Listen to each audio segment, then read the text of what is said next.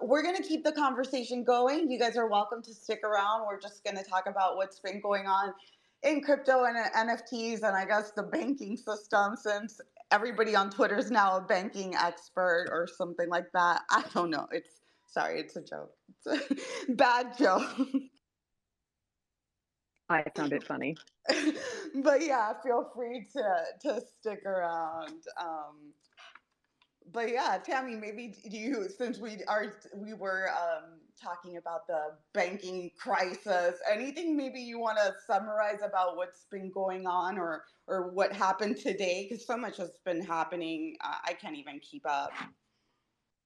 Well, unfortunately, I haven't looked at anything yet today to see what's gone on. But I guess what's alarming to me, and I did post about this yesterday. I tweeted about it. Being in the spaces, and I do obviously coming from that world, I do understand it. Do I think I'm an expert? No, but I do think I have a pretty solid knowledge. And to listen to how things turn and how soon we forget about the past, I think that's the most alarming thing to me because I remember it wasn't that long ago, not that many years ago, when there was an issue with what they called mega banks. So buying up these smaller institutions and having the big players in there, and the Citibanks, the banks, Bank of America, Wells Fargo is one, and it sounds to me in these spaces like they're really pushing people to go to those large banks.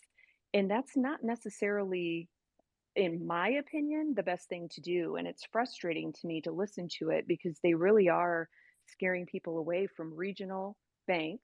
And believe me, I've worked for basically all of them. So I've worked for the regionals, I've worked for the big ones, which actually the bank that I worked for ultimately became Chase Bank. And I've worked for credit unions. Credit union world to me has a special place in my heart, which I'm sure you guys know. But just because it is a smaller institution does not make that dangerous. What gets dangerous is when their loan to deposit ratio gets out of whack and they don't have those core deposits coming in. So that is a fine balance that a bank, I mean, guys, it's a business. So in the financial industry, be it a credit union, regional, large bank, they have to run it that way, and it is a business, so they have to make sure that those things are in check. And you can look at annual reports, you can look at quarterly reports on your financial institution's health, but to hear people pushing people away from these smaller institutions where you are covered, you are FDIC insured, you are NCUA insured, what they did with SVB concerns me a little bit, where I feel like that they should have just let FDIC handle it from their end. People know going in and they probably don't read all of the documents that they sign, but that is, there's typically, I don't even know now because I've been away from it for 7 years, but there was probably a page, maybe page or two on FDIC, and you sign all of that and you read it. It's like a disclosure. I So definitely don't read it. I'm I, guilty of that. but do you feel though that people just don't have an understanding of FDIC? I mean, I guess that's not something that's taught, but FDIC and NCUA, what you're actually covered for. And I feel like I used to get a lot of questions about that, and I would help people to try and get it so that they were completely covered. They may have a trust account, they may have a business account, they have a joint owner, spousal, they have an IRA that's 250 separate from anything. So there were ways to get people covered. And like I've said, if you need to go to several financial institutions to get yourself covered, by all means do that. But to basically look down upon like the credit unions in the smaller locations because, oh, they're not run the same way, but they are. And you'll find that those are probably way more sound than the larger ones that they are trying to push you into. And not to be a conspiracy theorist, but I think people need to step back and look bigger picture as to why they are pushing you towards these larger financial institutions, because think about it, that's where the CBDCs are probably going to be rolled out first, and this Fed Now that's going to be coming out, I believe, in July. I just feel there's a reason behind it, and it's almost like look over here, not here. And it just, I don't know, it's just disturbing to me to listen to some of these. And you're right. People are acting like banking experts, and I've heard so much misinformation, and it people are listening to it and believing this stuff, and that's what's scary. Dow, go ahead. Yeah, I really think what you say is super valuable because there is this sense that larger bank are safer than smaller bank. But in the case of Silicon Valley Bank, and I'm not an expert in banking, right? But there was a really good thread on it. The claim was they actually give a bad name to regional bank because they're supposed to be a larger bank, right? What they were playing on was that if you have less than 250 billion worth of assets on your books, you're not considered a mega bank, and so there's less scrutiny into your activities. And then what they were doing was not hedging the risk, right? So from what I understand, there's two types of risk that they should have managed. There's maturation risk, and then there's also interest rate risk, right? And the issue was, I think, in sometime in 2020, they received a massive amount of deposit, right? People were really excited to invest and deposit their funds with them. And so they turn around and invest those funds into like bonds, right? Like long-term maturity, like 10 years. And they're supposed to be safe assets, right? Compared to stock. The issue is that the Fed raised the rates, right? And when they raise the rate, the way I understand is that the yield on the bonds goes down. So on their asset, they have investment that technically have losses, unrealized losses, but they're losing value. And so a lot of people are starting to pay attention, especially after Gene Kramer went on TV talk about SVB as a great investment. People are starting to look into them and say, wait a minute, these guys have unrealized losses on their books. So let's take away our funds or let's divest in the stock from them, right? So all of a sudden, well, they're kind of in a bad situation because people are asking for the deposit back. But while they're asking for the deposit back, the only thing they have on their books are assets who are losing value. And at first, I think they tried to raise through stocks, but then the stock was already going down. So people were like, "Well, I'm definitely not going to participate in that." So the stock goes down, and then they have, or I guess, they're forced to sell their bonds at a loss. And now people are saying, "Well, wait a minute, like, should the Fed bail them out?" Uh, but if they bail them out, then every bank who has those same unrealized losses or losses on their books will no longer has an incentive to hedge their risk. And the issue with SVB is they failed to basically provide any kind of hedge, right? And what they should have done, that was some good thread again. I'll post it because it's really, really insightful. What the thread was suggesting was that every bank has a way to hedge interest rate risk through interest rate derivatives, right? They can kind of say, hey, have this floating rate, and I don't know if the Feds are going to raise the rates or not. So I want to trade my volatile yield against a fixed yield, right? You might not earn as much, but it's fixed. There's no risk there, right? You kind of hedge your position for your depositors. They had those interest swaps derivatives on their books, but then at some point decided to remove them. So they had zero hedging. And so what the thread was suggesting was that they kind of knew or bet that the Fed will bail them out no matter what. And so it's almost, it feels like, and I'm sure some people have this flashback of 2008, where when a lot of banks took a lot of risk, it ended up being the taxpayer who had to bail out those banks.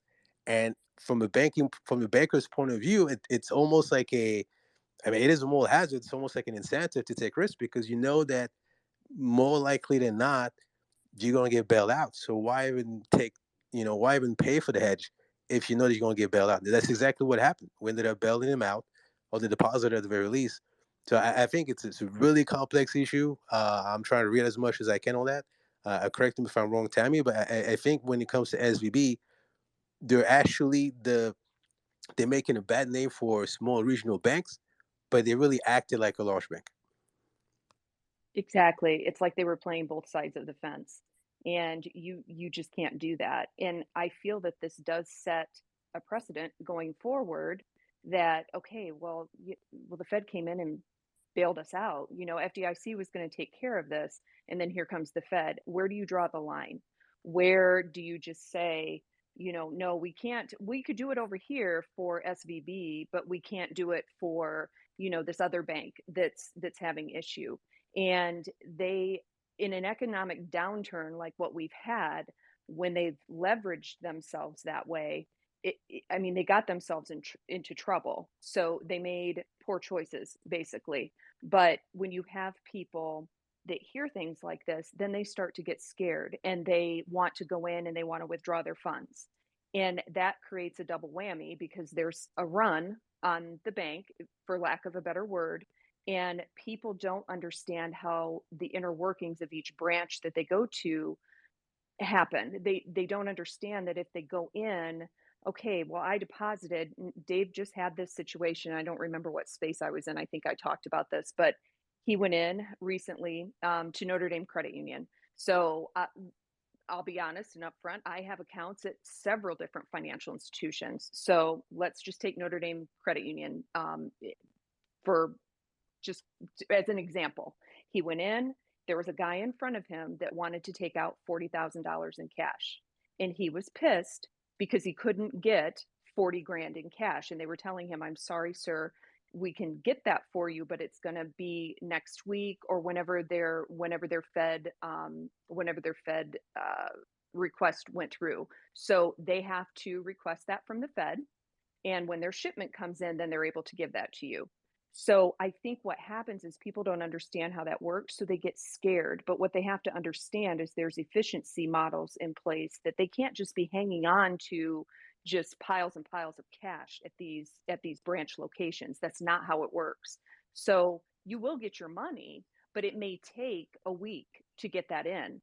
And it's not safe for people to be walking out with these large amounts of cash either. So to me, it's sad that people don't know how that works and they do hear media or people in these spaces. Yeah, the bank. Oh yeah, go to the bank. Well, they're not going to have your money. Well, what's going on? They don't have your money because it doesn't work that way. And it hasn't worked that way. In the 23 years I was in it, it always worked the same, that you had to have an order put in order to do a certain amount. If you hit it on the wrong day, they might not have it. So it's not a bad thing, but you will get your money, I guess. And I think that that's what I've received the most calls on. And it's sad to me because I think that there's just unnecessary fear out there. Go ahead, Jess. I'm sorry. No, it's fine. No, great conversation. I don't know a lot about banking, so I try not to chime in on that. But, from a personal experience, what I can say, it just, it reminds people that might not have been old enough in 2008 that, hey, you put money in the bank, it's not your fucking money. So a lot of people didn't even realize that. And sorry for me being so blunt, and at the end of the day, like, this makes me bullish on Bitcoin, not financial advice, but just in the idea of a decentralized monetary system. So the whole, it really, I know we went through a lot with FTX, and I started, if anybody else did, I started questioning what the fuck am I doing here, and this kind of reinforces why I came to crypto in the first place. So I just wanted to add that in, and I definitely, appreciate you guys' input on that. But yeah, we'll see what happens. It's not going to end here, in my opinion, but we'll just have to see how it plays out. But yeah, great points.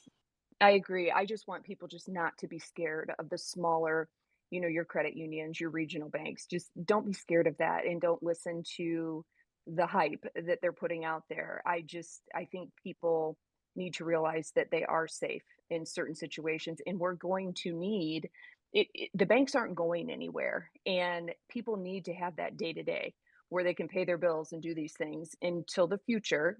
Obviously I agree with you with Bitcoin. I just think people are just being scared unnecessarily. I posted an article as well yesterday that kind of describes how the Fed oversees these mega banks, because that's what they are. And it's kind of scary.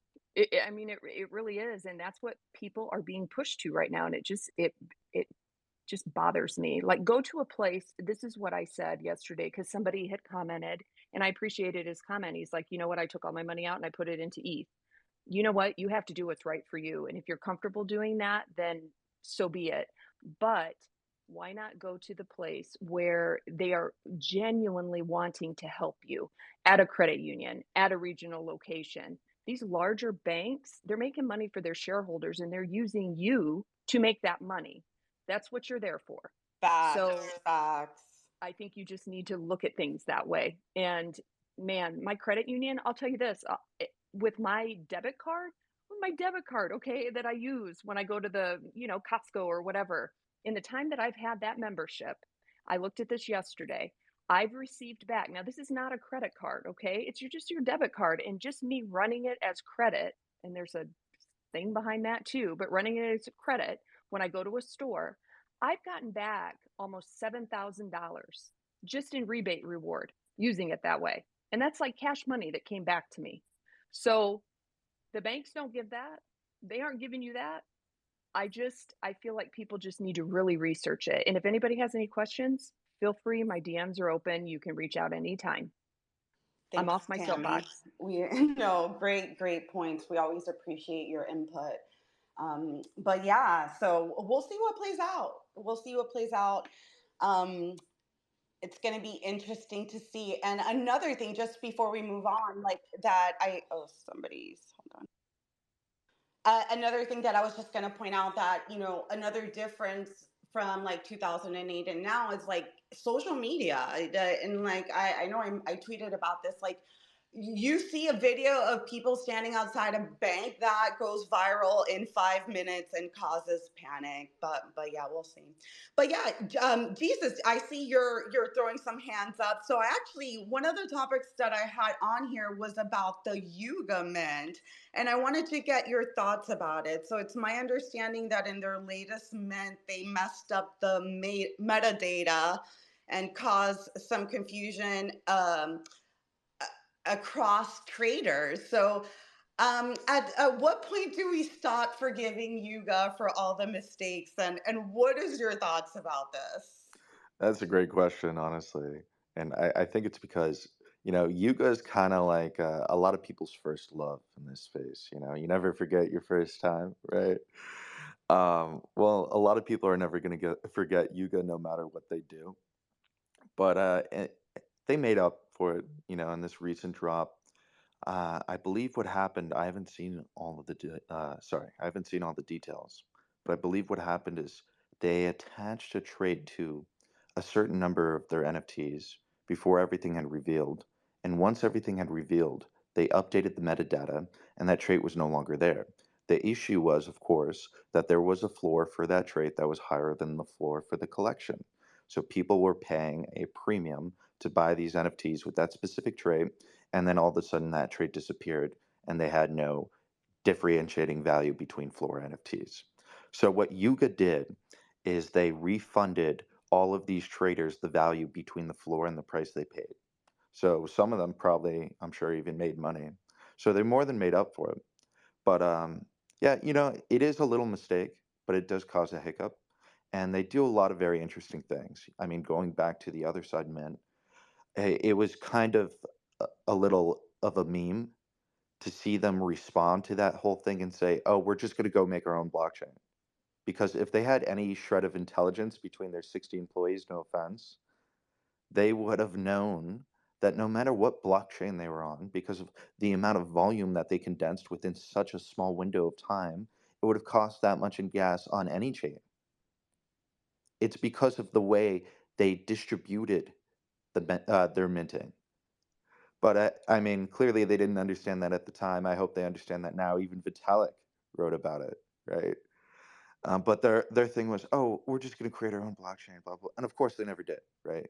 But why would you even respond to this whole thing like that in the first place, right? Maybe give it 24 hours. Maybe consult some people when you have this many pissed off individuals. I have no clue.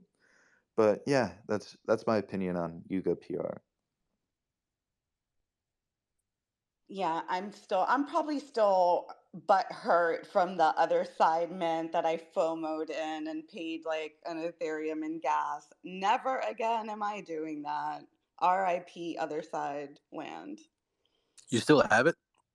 Nope, I sold it and I bought a sappy seal. Not financial advice. This was months ago.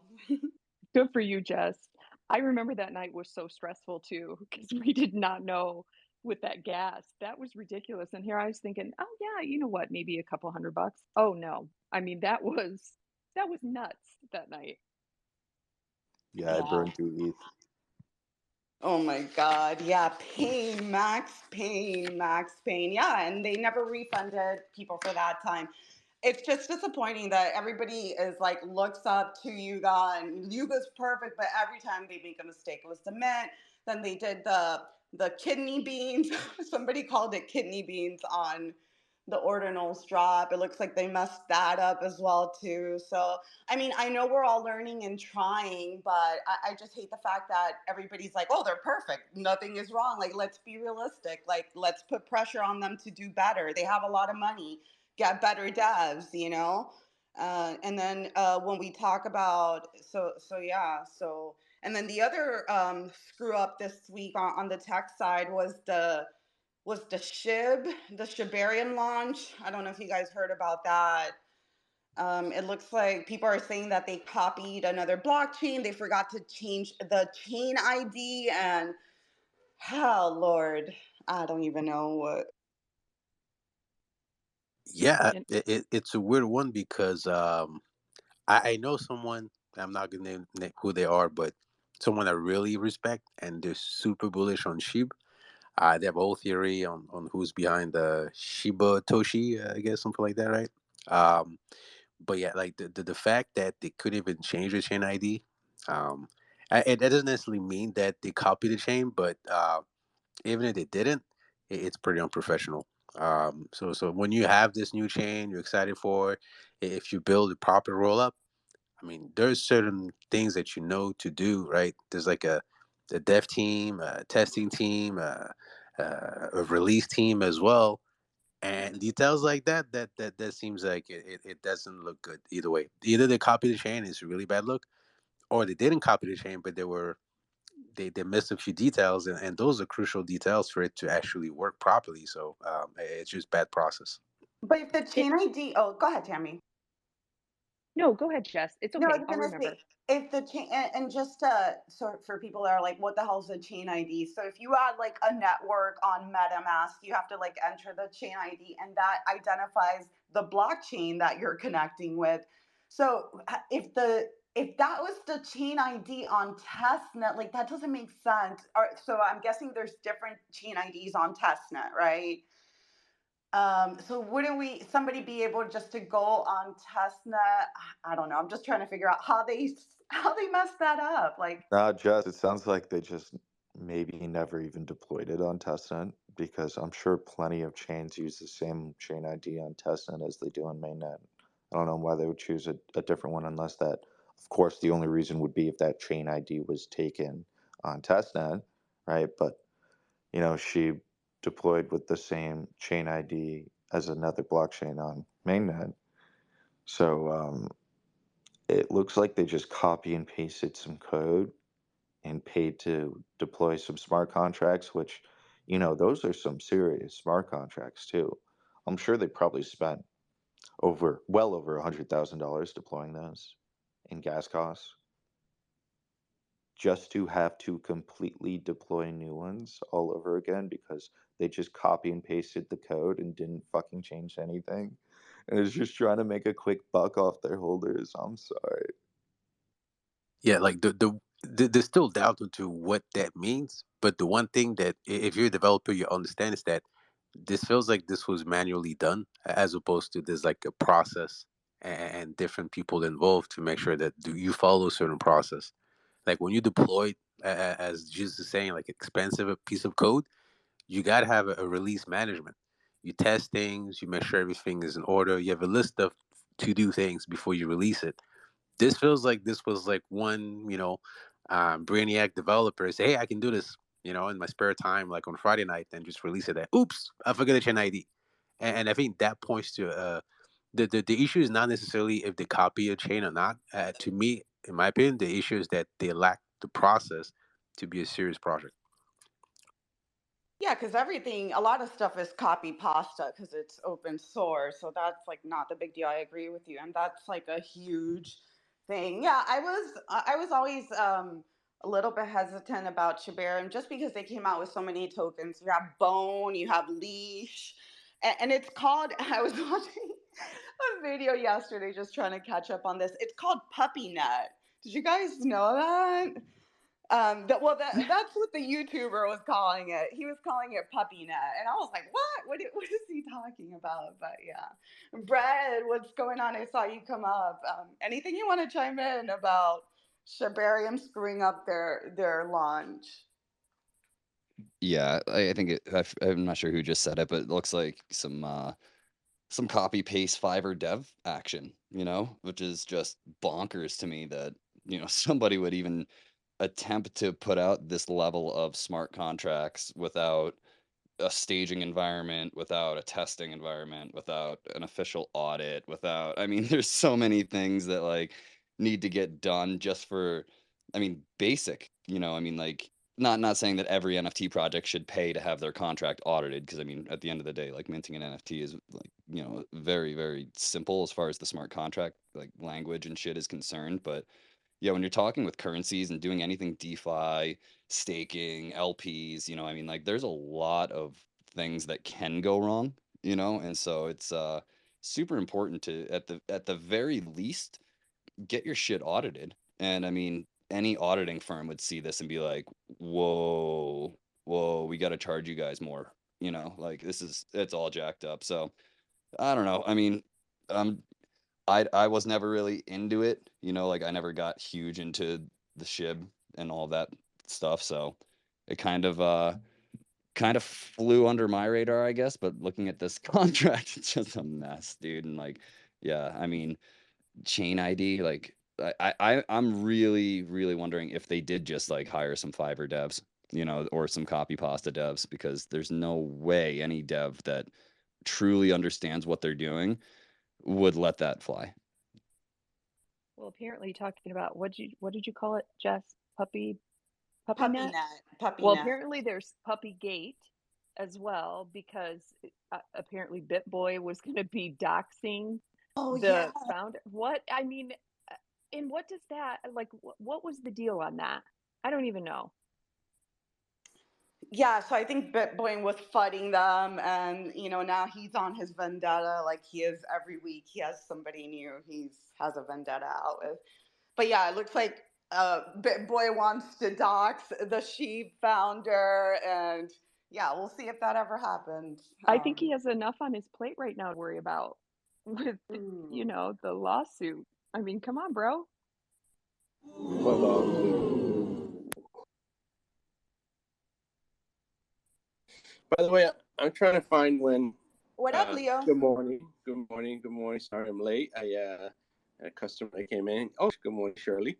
Glad you're here. But Solana hasn't gone to zero yet. So still waiting. Do you know yesterday was Solana's 3rd year anniversary? So congratulations. Thank you. And Thank you. I'm yesterday, still bullish. I'm more bullish as ever. Sorry, Jessica. I was going to say more celebratory birthdays. Yesterday was ApeCoin's 1-year anniversary. So happy birthday to your anniversary. Go ahead, Leo. Has been a year for ApeCoin already? Wow. Yup, time flies when you're getting rugged. No, I'm kidding. I'm kidding. It's over. Yeah, it's so funny. Every time we talk about Solana lately, I feel like it's like a participation trophy party, and everyone's just going, "Good job, little guy." What's up, in motion? What's happening? Thoughts about Shibarium? I mean, you're a dev. What do you think about this? I mean, it's all a ridiculous joke. I mean, the fact that it's such a high profile like shit posting thing, and then they never even thought to check that is insane to me. I can't fathom how this ever happened. It's just such nonsense. So is that real? I mean, Is that shit real? I mean, I'm not I'm not joking. Did they really launch something like that? I mean, apparently that's what the streets are saying. I know Yep. that when I did see the YouTube video, again, it was biased. It was from a SHIB holder. They're like, oh, the arena developer said that they didn't copy our chain and put some screenshots of like text messages. But again, like you can't believe anything. But at the end of the day, whether they copied it or not, I don't think that's the big deal. Like everybody up here is saying, it's more that they launched it with that huge of an error. Like the chain ID identifies your chain. Like, how did that? It just doesn't make sense. They didn't have the right checks and procedures to go live. It's like a driver's license that just says McLovin. Yes.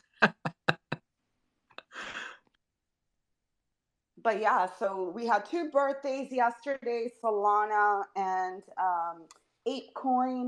What else happened? Let me see. Oh yeah, what Tammy was talking about, it appears that some YouTubers are being sued for in a class action lawsuit for $1 billion in damages for promoting FTX. And BitBoy is one of those people in the lawsuit. I believe another person was Meet Kevin. And I don't know some of the other people on there, but that's something else that came out. Again, it is a class action lawsuit. I'm not going to speak to it because I'm not a lawyer, but I do see that Peter came out here to save the day. Peter, Yes. welcome. Welcome, Peter. Can I just ask one thing real quick? With what Jess just said, that's what I'm curious about, because he's claiming, or at least BitBoy said, I wasn't paid. But I feel almost like they're basically saying it's the influence platform that you have, so it doesn't matter if you're paid or not. So that's a question I have, and I'm sure Peter can answer that. Well, hey everybody. Good morning. Good morning. Regarding BitBoy specifically, the factual allegations in the complaint don't name him at all. They list him as a defendant in the introduction, but when they lay out all the various facts that give rise to liability, his name is nowhere to be found. So, you know, I don't have any specific kind of love for BitBoy, but in terms of like actually allegations that make up a claim, like I don't see it. That there's nothing about him. So like I'd be pretty pissed off too if I were him. Interesting. So they're using it more as like to bring, just they named him in the beginning, but they don't reference anything specifically about him. Yeah, not at all. Like, so basically when a lawsuit starts, you know, a complaint is just a set of allegations of facts. And there's an introduction section where it says this person is this person and this person is that person. And I think it says like defendant Armstrong is like an influencer or whatever. But not once in the factual allegations do they say that BitBoy did anything. They don't reference any of his tweets. And they do for the other defendants. So like maybe they have more, but they are going to have to amend this complaint in order to include some factual information about him. Otherwise, it should be an easy dismissal for him. But of course, he's flying off the handle and posting all these crazy tweets about the attorney and everything. So, you know, I haven't seen that. Yeah, he's like he posted the website of the lawyer itself and encouraged all of his followers to leave negative reviews and you know made Oh some. my god! Yeah, so Wait, isn't that That's like not defamation of character. legal? it can be. I mean, defamation is pretty tough to win as a plaintiff, so you know he's probably going to be willing to fight that too. But he's making a problem for himself when there doesn't need to be one. Like this should be an easy dismissal for him, but instead he's stepping in it and making a big to-do over it. I feel he has zero chill. Like he just needs to take a step back sometimes. And I mean, I don't know if anybody's helping him, but they need to help him. He needs to get out of his own way sometimes with this stuff. Because you see the post and you're like, bro, chill. Yeah, totally. I mean, it's an interesting question, by the way. Like, to what extent is like, let's say that he was paid to promote FTX. I'm not saying that at all, but if there are influencers out there who were paid, like, I don't know. I mean, what level of diligence should they be expected to do for paid advertisement anyway? You know, as long as it's disclosed that the advertisements are paid. In most cases, influencers don't disclose that stuff, so I think there might be a case there. But we'll see. I'm curious to see how this one goes. Yeah, should be interesting to see that play out. Yeah, I'm still waiting. He was supposed to bring down the SEC, and Gary Gensler still waiting on that. So we'll see if that happens. And then now, he's busy with the lawyer and trying to take down the SHIB founder. So a lot going on in the BitBoy world. When I first started in crypto, that's and you go to YouTube, that's where you get sent to.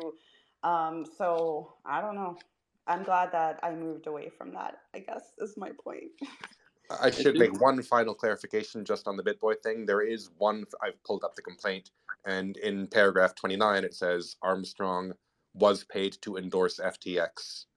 But that's all it's got. There's no examples of the endorsement. So that might be enough to withstand a motion to dismiss, but we'll see. Yeah, we'll see what happens. We'll see what happens.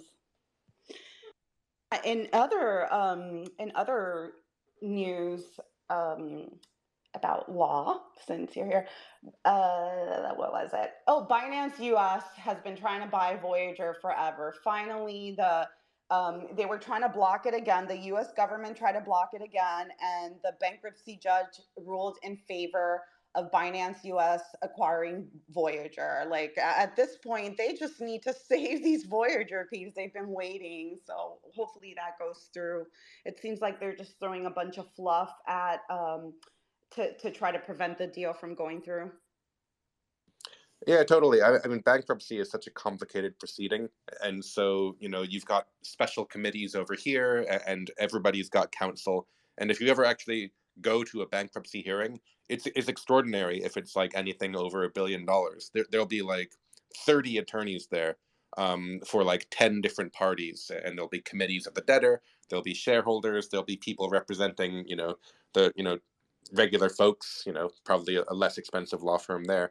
But Judge Wiles in the Southern District was pretty suspicious about the SEC's position. The SEC was trying to say that they couldn't have known about Binance's claim prior to Friday, and the judge was like, you don't get all the time in the world. These things have to be done. We have creditors who are waiting, and in the middle of all that, there's no access to the property in which they've invested. Sometimes they're life savings, so we have to do something now. And then the SEC was like, no, we got to figure this out. And the judge was like, get the F out of here. So, it is a little bit of a win for people who are saying that the SEC doesn't, play the tune that we all have to dance to. So, we'll see what Judge Wiles comes up with. Yeah, it looks like they're just coming up with stuff. Go ahead, Leo. What was the deal? I saw something with Crypto.com. Are they starting to FUD Binance US as well? I mean, they yesterday I just read something on them stopping trading on BSUD. Yeah. Well, BUSD is separate, so that's part of that. They're basically shutting down BUSD. So I think most of the exchanges have stopped accepting it or converting it to another stable coin. So I think that's just in general because of everything that's going on with Paxos and BUSD. But yeah, great question. Great question. Let's see. Tens is coming up. Wanted to see if you wanted to chime in before I go. Oh, no, I was just coming back on. I had to take a call, but, still love to be in the conversation. So, welcome back. Welcome back. But yeah, moving along just to some other things that are coming up.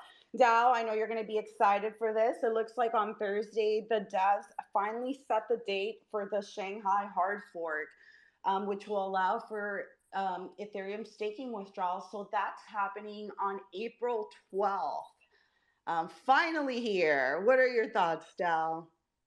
I don't even know what to be excited about. Like the Arbitrum airdrop, the ZK EVM, the Shanghai, man, feels like it's Christmas early. But yeah, no, I think it's a really massive stake for Ethereum.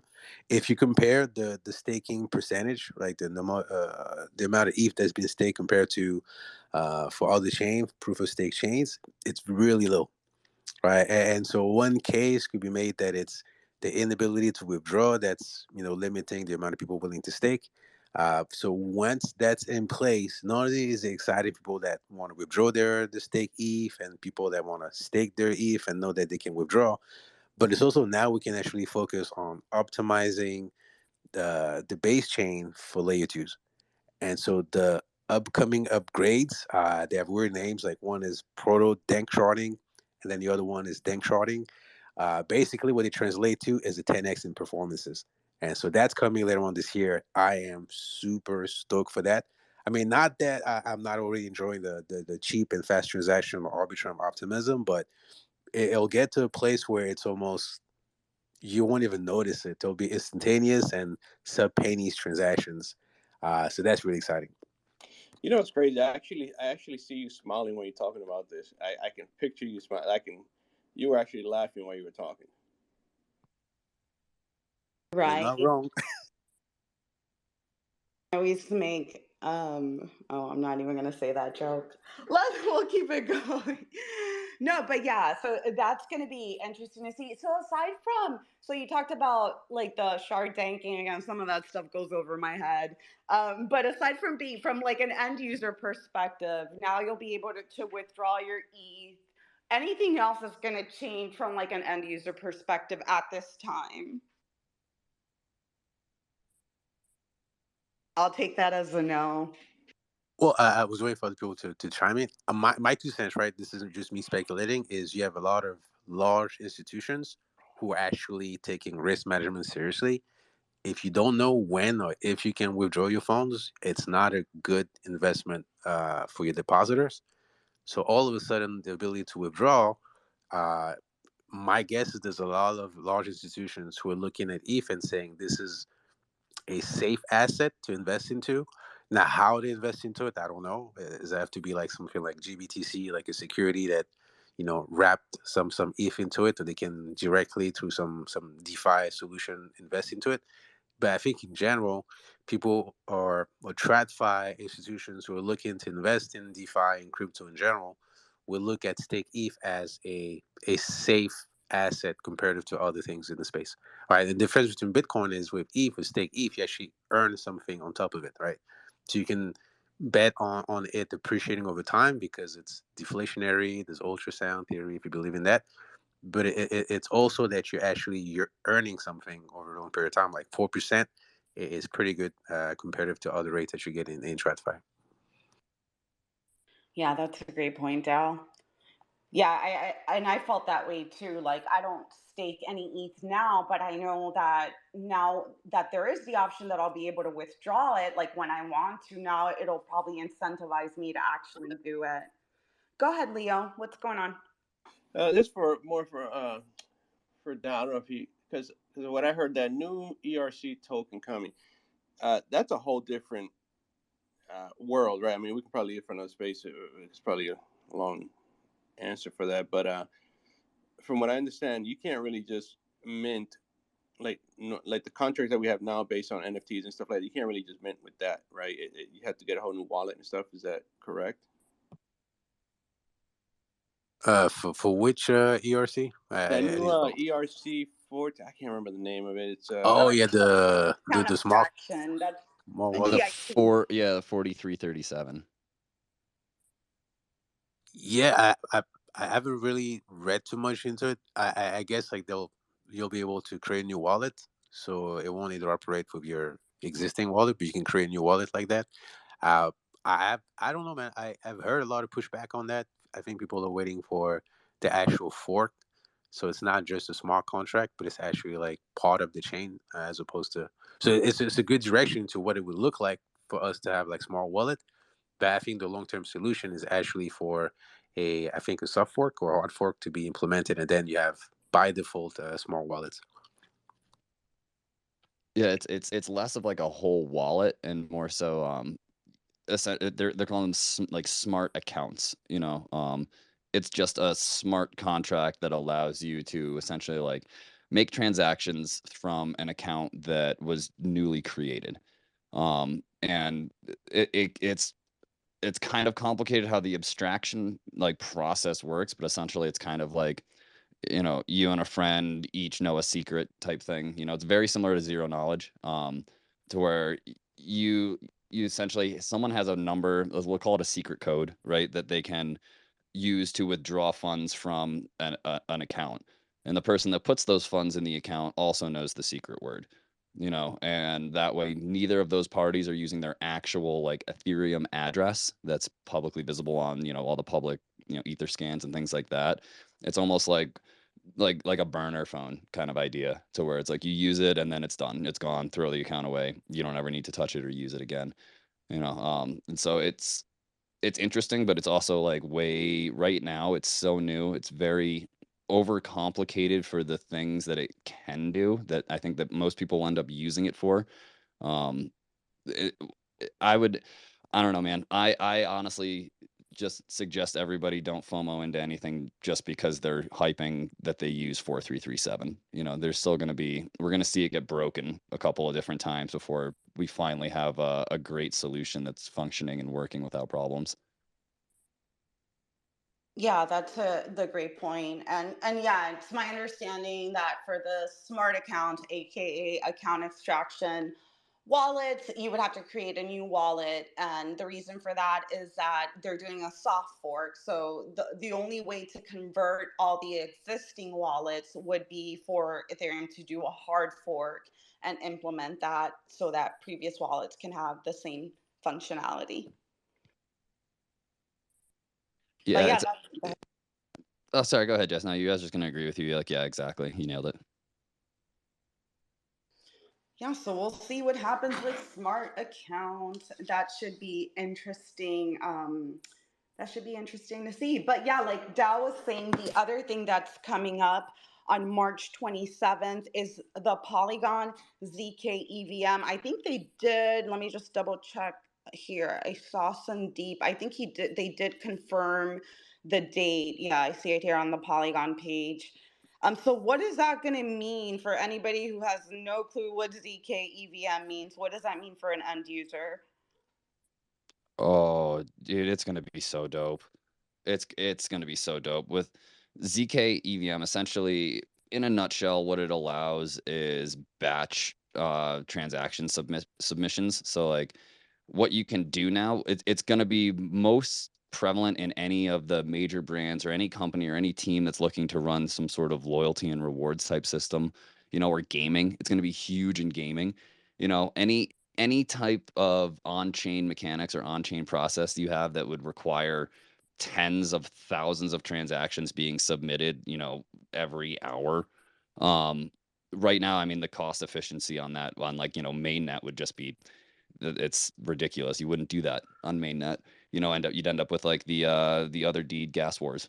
But with ZK EVM, what you can do is actually approve and those transfers or those transactions off chain, and then submit the batch of all of those transactions that were approved to the chain, essentially onto the settlement, so that there's a record of all of those transactions that happened in the past hour. Instead of happening in real time on the chain, they all got validated off chain and then pushed up in a batch.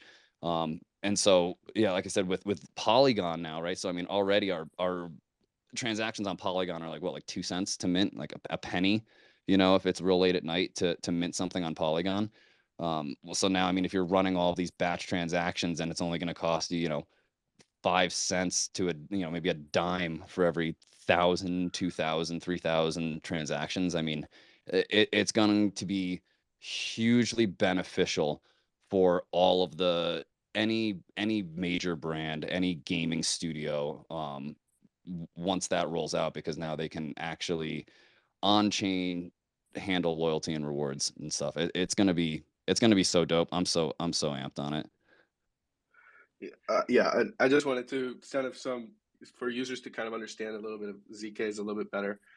This is kind of an analogy that I use. It's the Where's Waldo analogy. So if you're taking a look at how Ethereum currently does things, where it would be kind of compared to a Where's Waldo game. So in the regular EVM machine, you essentially show the entire picture of the Where's Waldo page, and then you point to Waldo, right?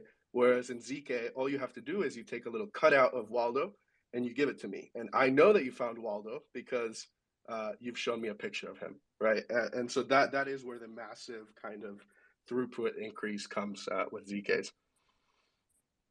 That's a great. We Yeah. love analogies. Go ahead, Leo. No, I'm with you. That's what I said. That's what I was gonna say. I love that.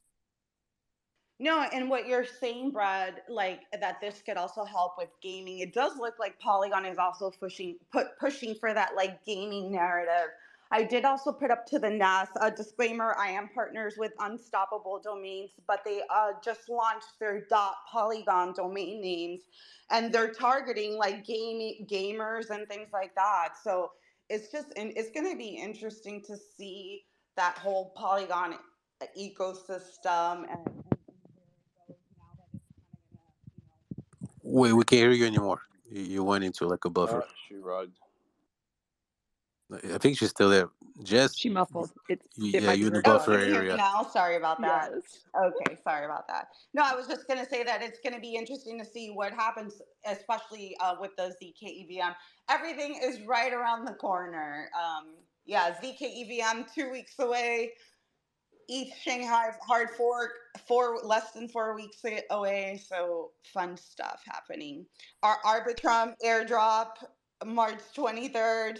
I know you guys are all excited about that. I'm not. I faded Arbitrum. Max Payne. Me too.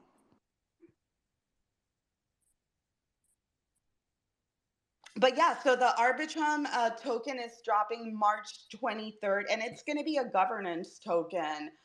You guys know what one of my concerns has always been about these L2s and all these tokens. Like, how is this token going to be? Have you read anything, Dow? How is this governance token going to be different than some of the ones that are out there now? Anything they're doing differently?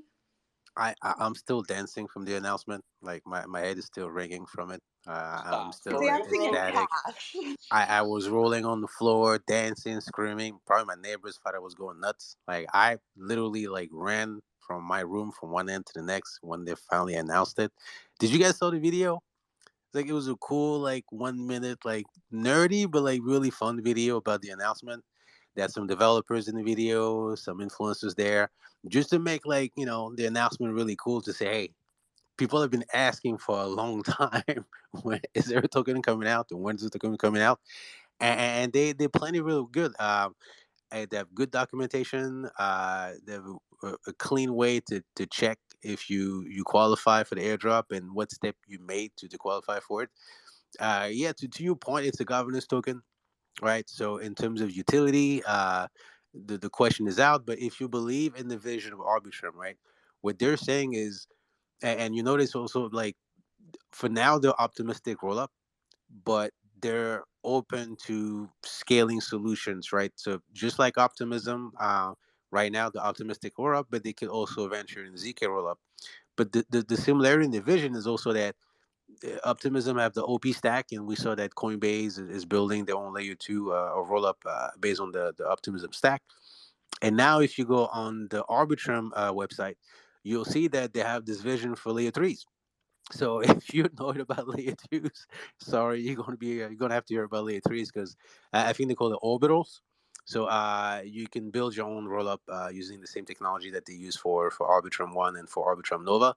But yeah, going back to the token, if you believe in that vision that you're going to have not just one or two rollups, but like a world of rollup that's interconnected, having a say in how they're being governed, how they're being updated, and configurations around them, it might matter. It might be valuable, and it's just. I think sometimes it's not necessarily about the actual value. It's just that is associated with Arbitrum, is associated with like the chain that looks to be getting the most volume, the most TVL. So that alone, this is not financial advice. That alone gives you value. So I'm super excited. I'm still dancing, by the way. I just Yeah. love to hear how giddy you are. Go ahead, son.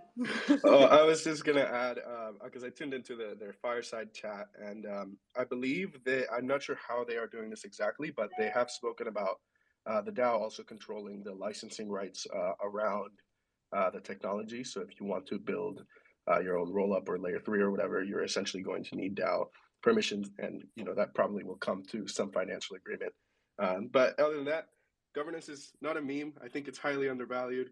I think especially for something like a chain that secures so much value, governance is extremely important. Some tokens, some projects work without a token, but if you want to decentralize a network like Arbitrum, a token, I would say, is almost necessary. Yeah, speaking of Coinbase and how they partnered up with Optimism, I think that narrative is going to be interesting. OP partnered up with the centralized exchange, and then you got Arbitrum, which is kind of like more the degen vibes. So degen DeFi, who are really into like the DeFi perspective. So I don't know. Did OP make the wrong choice by butting up with Coinbase? Like, that's going to be interesting to see play out the battle of the L2s. That's coming. That is massive battle, and I think ZK Sync is coming as well. Starkware is coming. Polygon obviously is there. So, I think the same excitement that we saw when Solana and Terra were coming around, it's starting to build up, and it's going to be Game of Thrones over again. So it's going to be fun. That's gonna be interesting to see play out.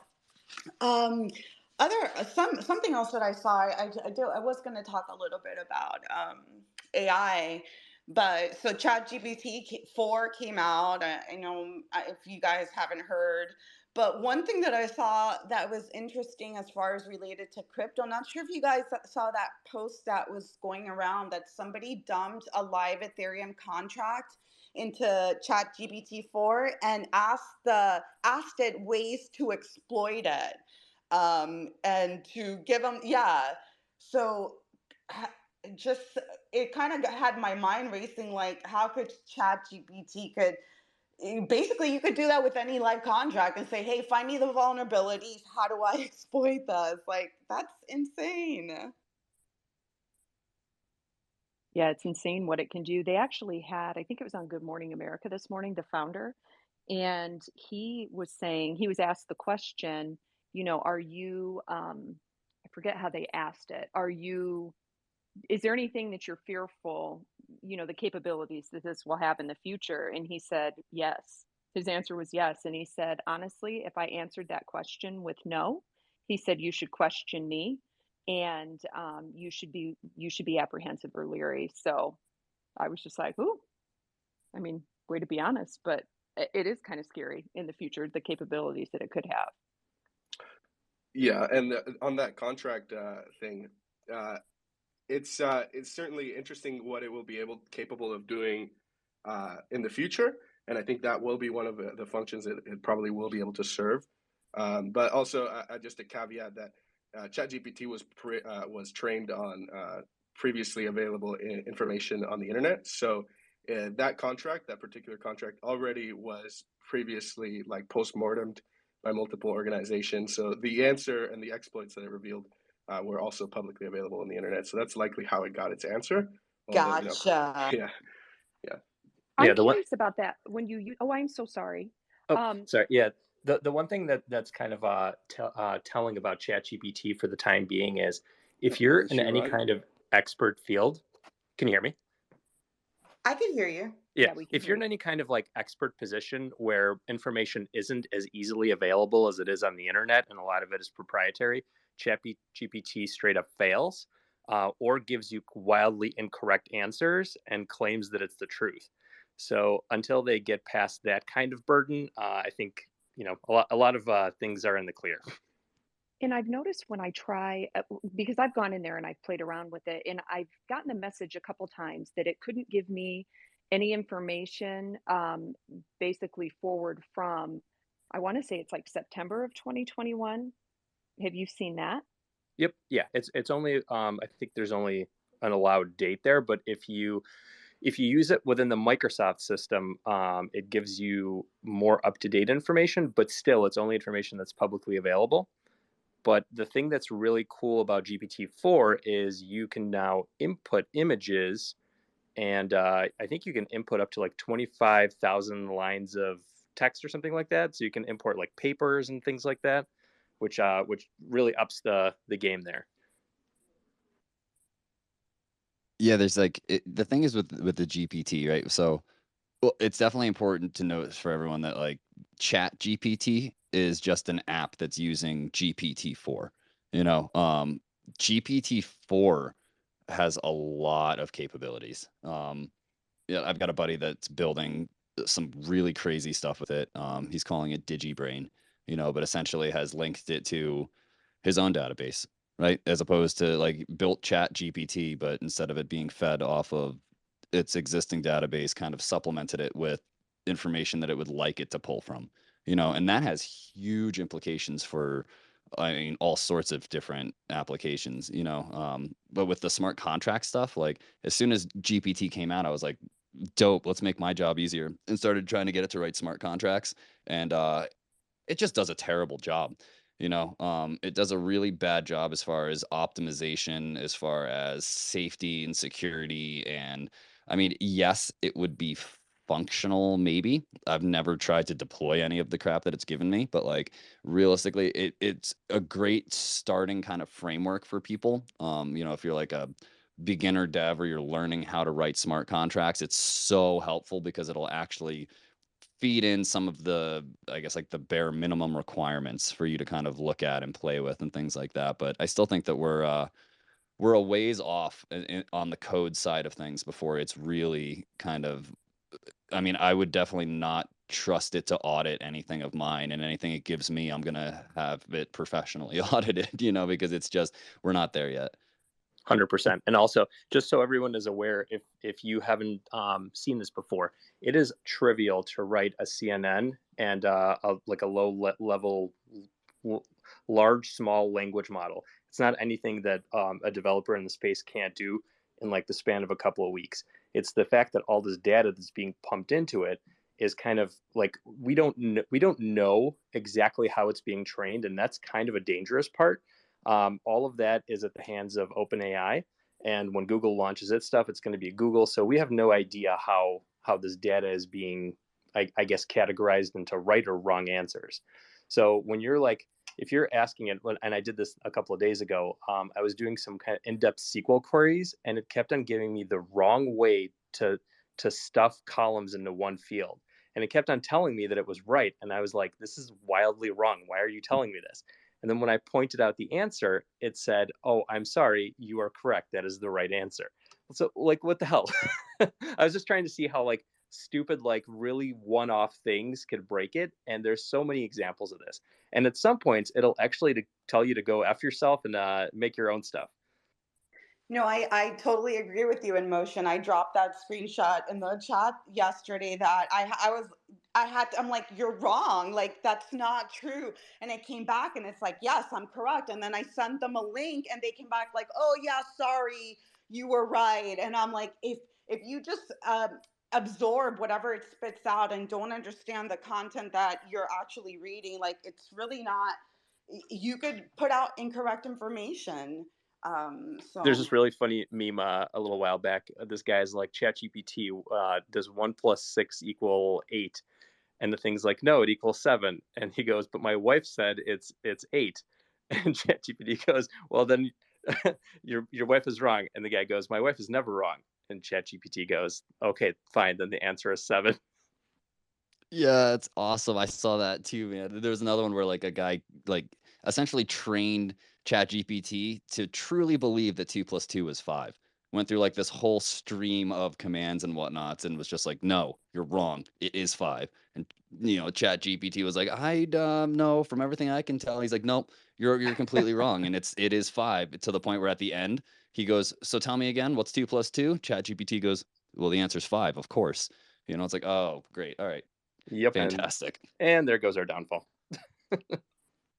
but yeah, in motion, to a point that you made, another announcement that happened this week is the AI integration with the Gmail product. So similar to what Microsoft Bing announced a few weeks ago, and it looks pretty amazing. You know, I use the Google products on a regular basis, so Right. it looks really cool. I put out the little video on the top if anybody wants to check it out. So the And I one hate Bing, so I was like, oh, I might migrate over to Bing. Now I don't have to. said no one ever. So like I'm super bullish on Google's product because they didn't just like think this up yesterday in competition. This has been going on for probably well over a decade, but their entire catalog of the internet is indexed and tagged, and they have all of these behind the scenes things that categorize right and wrong things. They have like quantum computing and stuff that they've been working on that's proprietary, that's solving some big issues that OpenAI doesn't even have the resources to touch. So I'm bullish on when Palm, I think it's called Google Palm, is when it hits the public sphere. I think it's going to be insane. Yeah, it's interesting. Just to me, it's interesting to see how everybody is using the tool differently.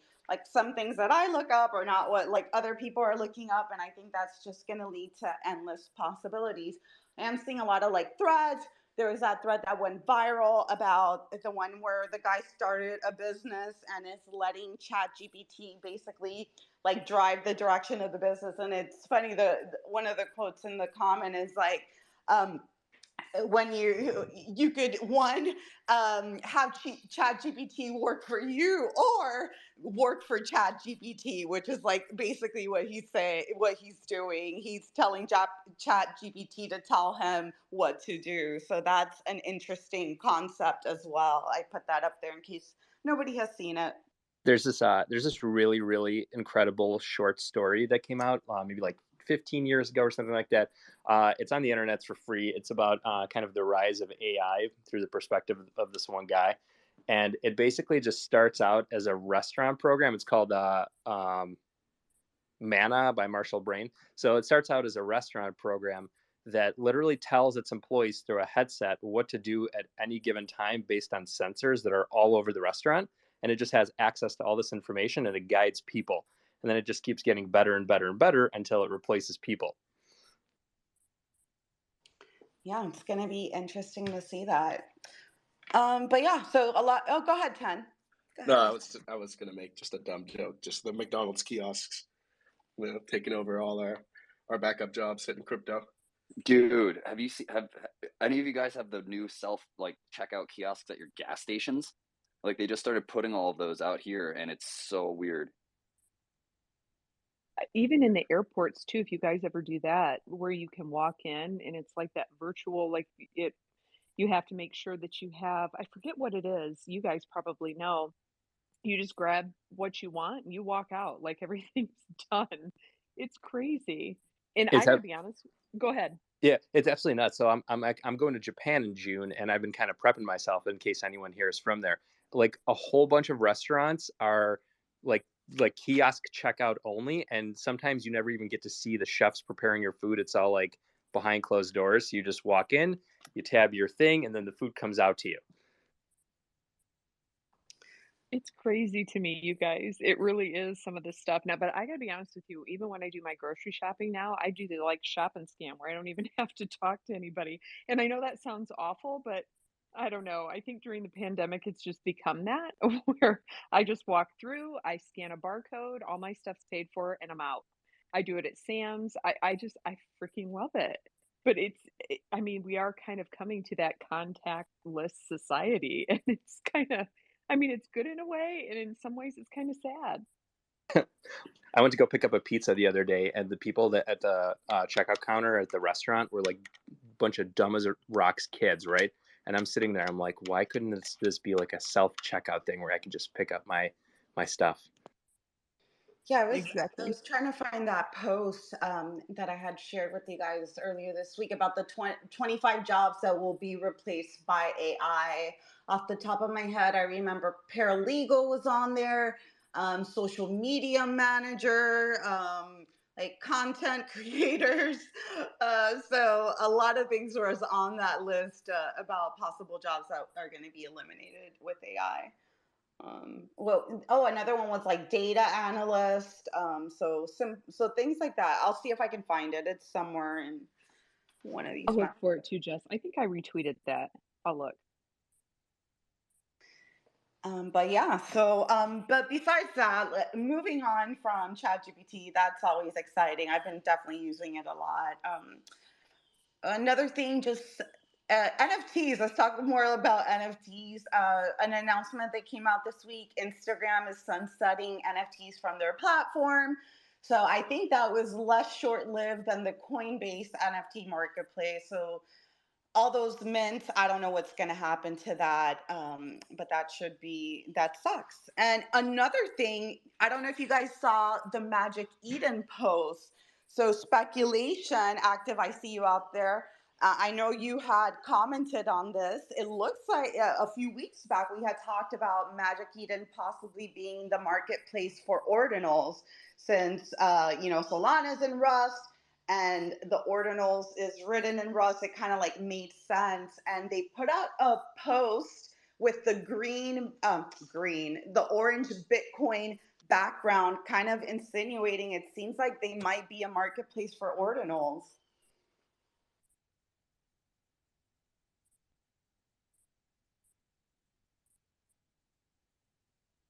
Wow, everybody sounds super excited about that. Sorry, I was looking for the post. Yeah, nobody cares. Nobody cares about Bitcoin. I think this is great. I think this is a good thing. I mean, it's better than people trading, ordinals on spreadsheets and things like that. So I think it's a good move. And another huge news: the Degods are inscribing some. I believe it's like 500 and something on Bitcoin for 0.44 Bitcoin. So that's going to be interesting to play out, to see how that plays out. Making big moves over there. I know we had Frank on here. I think it was like last week or the week before. But yeah, so a lot happening in the Bitcoin ecosystem. Are ordinals here to stay? What are your thoughts? If they have a standard, right? I know I sound like a broken record once again, but I'll just say if they have a standard and they're working on that, I think it's here to stay. If they just build infrastructure without having different protocols, they're trying to build NFTs on Bitcoin, have that conversation in public where they actually have like maybe like conferences for hours to debate like which method should be implemented or not, or how it should be implemented, right? Like just to have that conversation, to sit down together, all the thought leaders, to think about what should be there.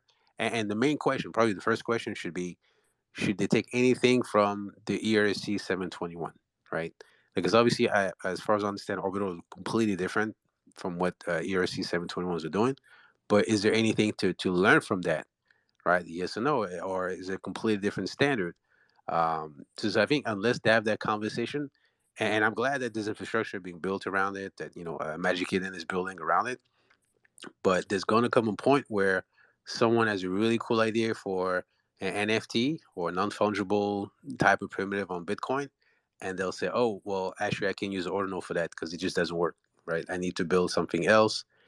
And then you'll end up in the same situation, in the same boat as BSV, where they have 3 or 4 different standards for NFTs and they don't interoperate. And obviously a lot of people don't care about BSV to begin with, but it makes it really hard for them to get any kind of traction for the NFTs. And every other chain that has some traction for NFTs, they have a standard, and everybody knows that, hey, if I want to explore the NFTs, and if I want to see the marketplace, if I want to be able to index them or know how many there are in the collection, this is the standard, and this is the methods that I can call to get that information. So until they have it, I'm not super excited. Yeah, I think that they should try to do as much as they can for standardization, and 100% they should try to borrow from Ethereum, because that's how you get the dev community on your side. The bigger dev community is on Ethereum. That's not a surprise. So if you want to bring them over, just make it incredibly easy for them, and this is what really makes L2 successful and EVM chain successful as well. So yeah, and then past that, you mentioned infrastructure. 100% agree. We need something. You need something kind of like OpenSea or Blur. Also, people should probably start building more of the smart contract level things like pseudo swap, where you can create bonding curves around essentially objects rather than fungible tokens. But yeah, once that's there, incredibly bullish for Bitcoin. There's been a kind of a lack of development, and to some extent that is good for the reserve currency theory, but we definitely need to build utility on top of it. So excited to see where it goes. Yeah, we'll see how that plays out, and how the Degods mint, the Degods inscription on Bitcoin plays out. Got to use the right terms here. But yeah, we'll see how that plays out. But on other NFT news, not sure if you guys heard, but Doodles apparently are now saying that they're not an NFT project. I don't know how that works, but they are claiming that they are now a media. What are they? I forgot what was the term that they use, but they're saying that they're no longer an NFT project. I don't know what that means, but RIP Doodles. Yeah, I think there's a lot of pissed off Doodles NFT holders right now over that. Yeah, and it sucks because they had huge funding. I think they raised over $50 million. We're always talking about partnering with, I think Pharrell was like a part of the project, but it looks like, yeah, the founder went rogue and said that they're no longer a project and everybody can just sell and go fuck off or something like that, is in his words, basically. And there was something with gold socks. I don't know if you guys saw that, but I don't know. And then people were making memes of that, like socks a few years down the road that just looked just hella worn, but they were giving away gold socks or something. Yeah, as somebody who lives in warm weather, like the whole NFT merch thing, I have a bunch of hoodies that I never get to wear because it's always hot here. So definitely people need to diversify in their NFT merch. I don't know about socks though, but you keep it a little bit classier, or fanny packs, I think was the other one that was kind of cringe. You can send me your hoodies. Go ahead and send me your hoodies, Jess. I need those up here in the Midwest. Just saying. Yeah, we definitely have an obsession with socks in the DeFi space, obviously because Why? Unisocks. Well, Unisocks, right? Unisocks, man, what are they worth? Like $30,000 each, and the floor is something like what, crazy, like 10,000. I don't know how much they're worth now, but I think at their peak they were worth something like 60K each Unisock. So a lot of projects want to replicate that, and it's interesting also because Unisocks. It's not so much about the socks; it's more about the mechanism they built around it, which is largely what a lot of projects are building to kind of create liquidity around NFTs. Yeah, I think the NFT space has been interesting lately. I hope we see a change in the dynamic. Like, in one part, I understand why holders are upset at Doodles, which, yeah, it's messed up. They're just like, fuck you guys, we're gonna do whatever we want to do. But on the other hand, I do think the people in the people in the NFT space, including myself, sometimes we expect too much. Everything is floor go up, and that's all that really matters. And at the end of the day, that's not a sustainable model for floor to always go up. Like it's just not gonna keep happening. So where we're gonna go, I don't know, but I'm excited to see a change in the dynamic of this space. Yeah, I think it raises an interesting question around utility, right? Like you have a cool NFT, you're part of a community, you're happy to be there, but you fast forward 6 months later, 9 months later, you're like, well, what else is going on? Like, are we doing something with those NFTs, or is it just we're part of a community? And I don't know that there's I mean, I guess you can point to Bored Ape where they have a clear roadmap and they actually want to build utility, like a whole metaverse and games around it. But I think a lot of projects are just happy just being community, and unfortunately for the holders, it's like, well, that's it. That's all there is, and now you should be happy. So I think it raises a question. I don't know if there's like a clear answer to what's going to happen, but I don't know. You guys are bullish for a new NFT or PFP market? Like, is a bull market coming around? I'm not, but that's my personal opinion. Yeah, I I'm think bullish on crypto. Not NFTs. I don't know about so much. I agree with you, Dow. I think that, and it's maybe sometimes the fault of the projects that they set false expectations. Maybe they over promise or think that they can give more, and then realize when the bear market hits, hey, we can't. This is not sustainable. So I think it's giving expectations that are obtainable from a founder's perspective and from a consumer's perspective, being realistic with what you're going to get. What's up, Active? Hey, I just wanted to give my 2 cents on this. Thanks for bringing me up. I feel like Doodles is ahead of the game. I feel like they can see things, have been paying attention. I totally agree with what they're doing because of everything you just said in terms of the speculation and being, I feel like the way they worded it was not what they were really trying to say. Maybe it was a little spontaneous, or they didn't think it through well, but I really think they're pivoting in the right direction. And I think other projects should pay attention. So are you saying you think other projects should go corporate and disregard their Well, community? no, I don't think it's not for every project, right?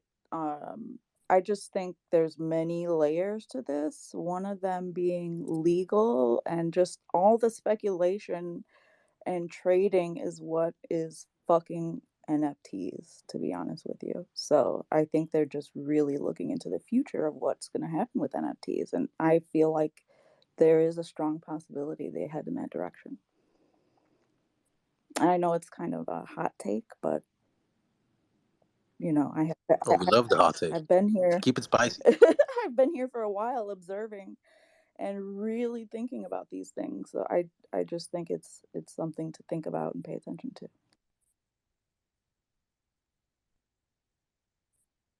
I completely agree with you. I mean, if we look at the NFT market as a whole, a lot of the liquidity is concentrated in one project, and with a handful of people trading those assets back and forth, or not back and forth, but actively trading on just a couple of collections. Is that sustainable long term? I don't think so. It's not. I don't know. The fact that, we question it. The fact that we just question it so much means that it's not sustainable.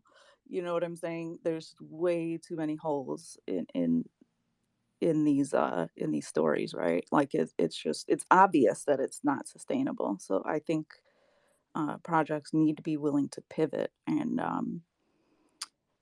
there's just also so many changes coming down the pipeline with CBDCs and all this. I don't know if you guys have looked into Fed Now, but I highly suggest looking into Fed Now.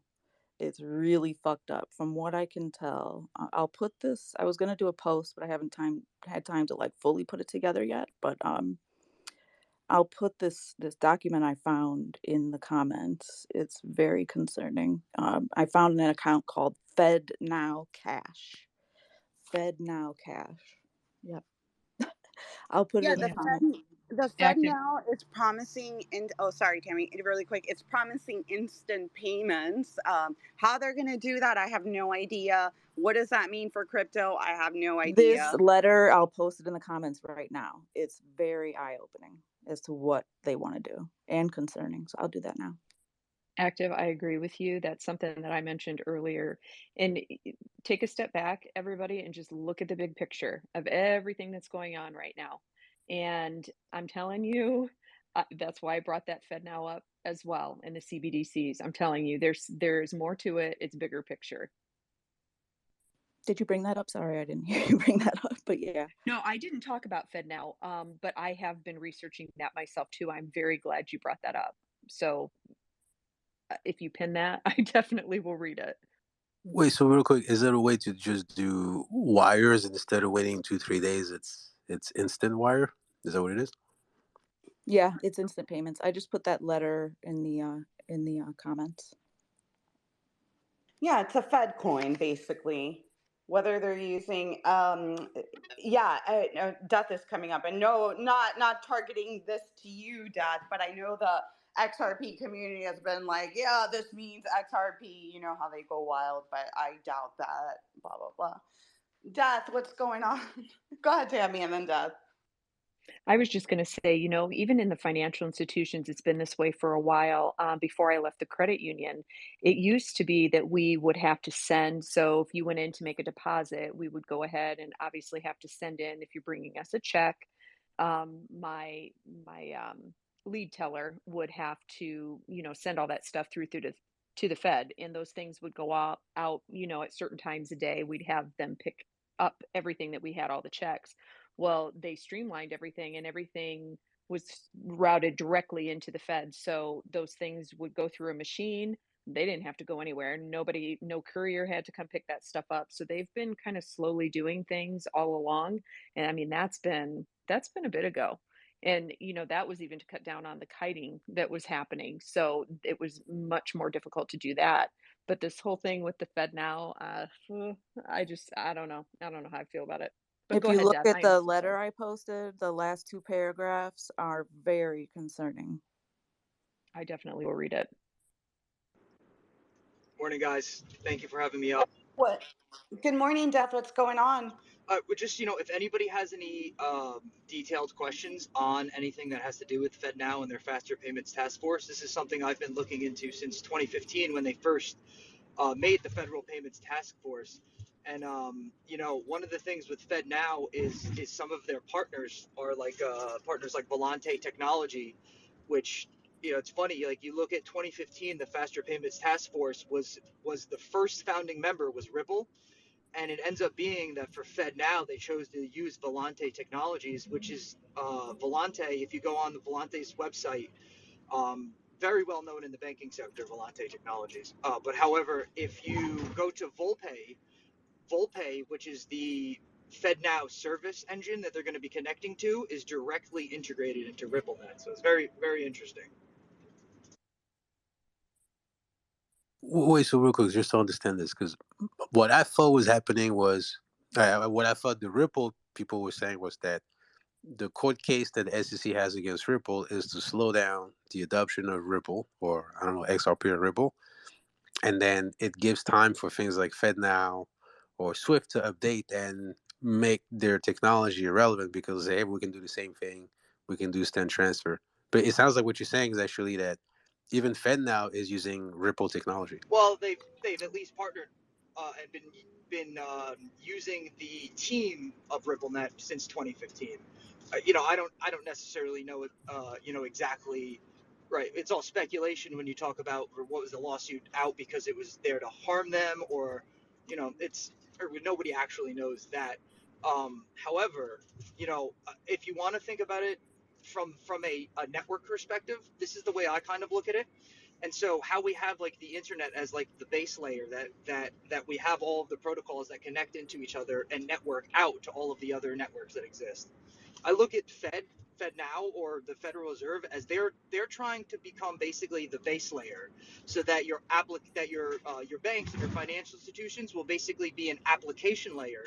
And so in the case of like where SVB went down and people couldn't take their money out as a depositor, you wouldn't have to worry about that because the Fed is the base layer. You could take your money right out of the bank and they're not going to have, right? SVB wouldn't be able to stop you from being able to bring your money out. And I think Right out of your FedNow wallet. Yeah. They'll have a separate wallet. Exactly. And so, in the CBD kind of system, it's interesting in the sense of how the bank run kind of occur, right? It's usually the fear of people who take their money out of the bank, which actually causes the bank to collapse and that causes the whole bank run. That's not going to be possible with CBDCs because everything will be digital. And so, yes, you'll be able to pull your money out and go to a different system or different application very quickly. But the Fed would have the ability to either, plus or minus, right, delete or add in the sense of trying to help a bank not fail in this situation. Do we even need banks then? I mean, it feels like banks shouldn't really be, like they might be irrelevant in that case. I don't know. We do and we don't, like for monetary policy, we don't. But however, like if you have a system, like if I have an issue with my application, like I want to be able to contact somebody, and you already know, like there's nobody's going to answer the door or the phone at the Fed. So I feel like for that reason, plus the insurance and right? A banking institution comes with the insurance behind them. I feel like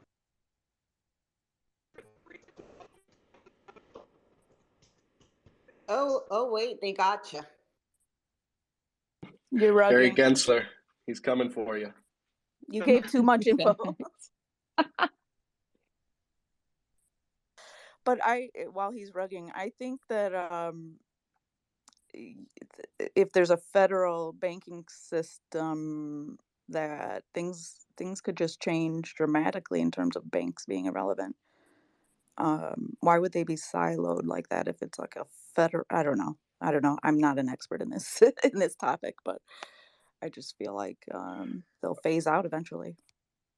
If you see the whole CBDC working kind of like on chain and management, do you think that works with do you think the banks themselves will also be sort of on the CBDC chain, and how do you think that plays into fractional reserve banking?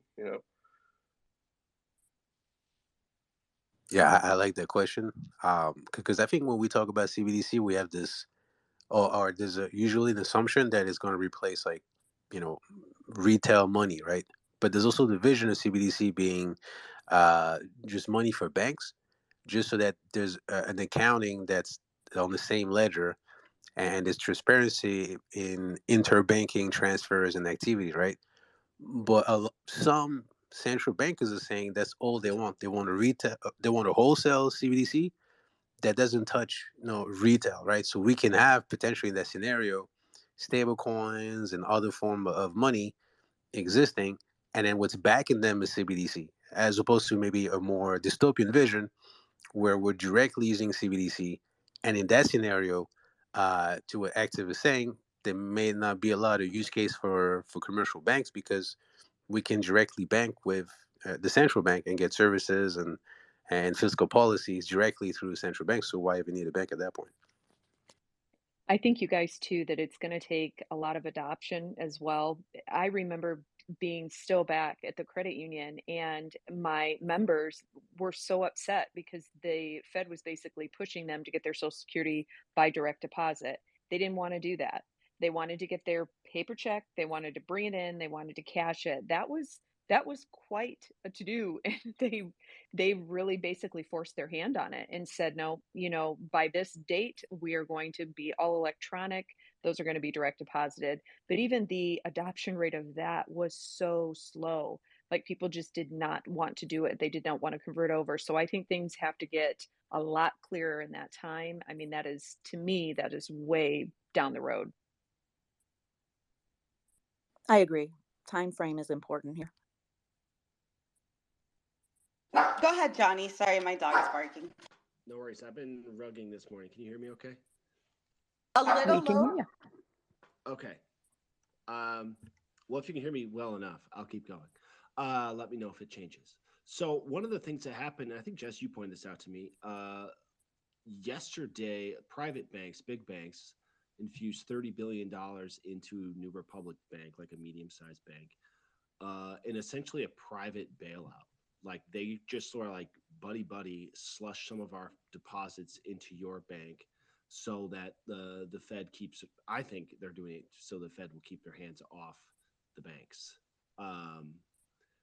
But what's interesting about this Fed Now payment system is I'm not thinking of it so much as the consumer utility as it is bank to bank. And Tammy, maybe you know about this. It's just like the fear of bank runs going away because banks can get instant liquidity from other banks or the Fed, literally around the clock at any moment, even triggered by certain events, so that it creates kind of bank run fail stops.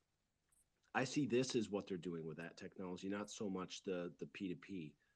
And that's probably my guess is that's why they announced it when they did.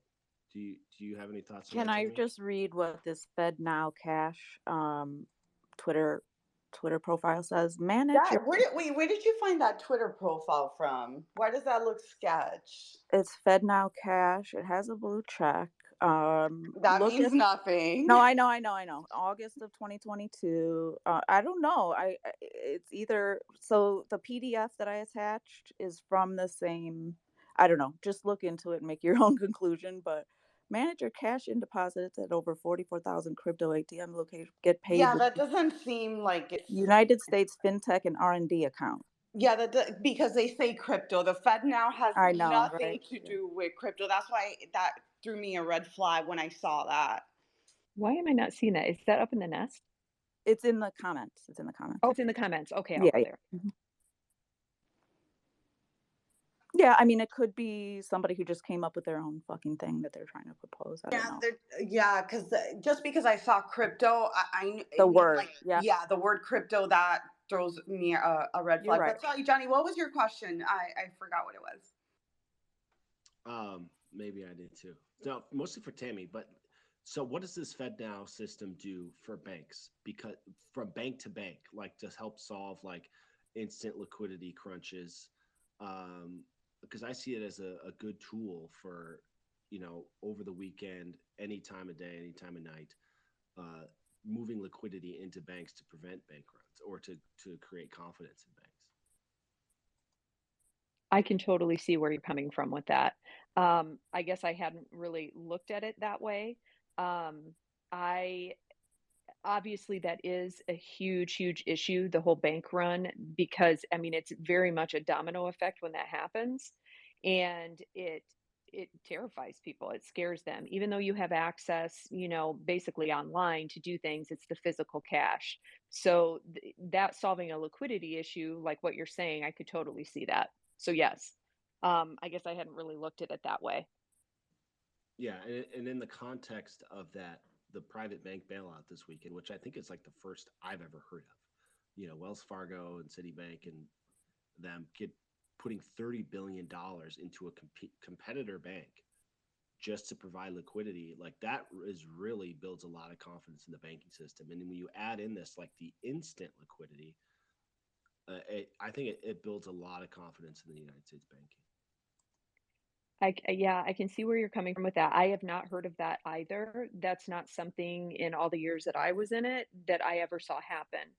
But understand too that when there were financial institutions in crisis, you would have basically the Fed reach out, and I mean they will reach out to larger, more prominent institutions to help.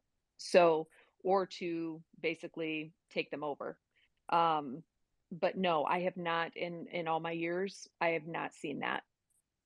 I'm not surprised because innovation is a kryptonite to the banking sector, right? Like they refuse to talk about fintech, to open the APIs to fintech, and it's the same thing with crypto. It seems like it's like they're allergic to opening the door to technology and innovation.